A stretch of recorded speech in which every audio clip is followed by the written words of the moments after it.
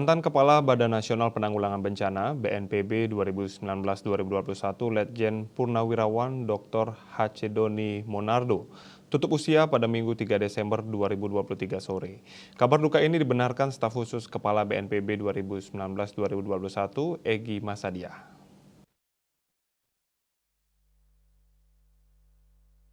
Dikutip dari kantor berita Antara, Doni disebut meninggal pukul 17.35 WIB di Rumah Sakit Siloam Semanggi. Almarhum dikabarkan jatuh sakit dan menjalani proses perawatan intensif di rumah sakit sejak 22 September 2023.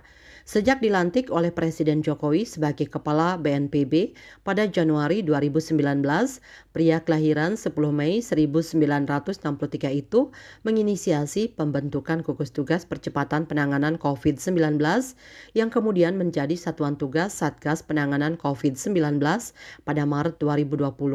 Doni meraih penghargaan penanggulangan COVID-19 dari Presiden Jokowi pada Maret 2023. Penghargaan ini diperoleh berkat strategi Pentahelix yang menitikberatkan semangat kegotong royongan seluruh sumber daya meliputi kerjasama pemerintah daerah, masyarakat setempat, pakar dan akademisi, media serta sektor swasta.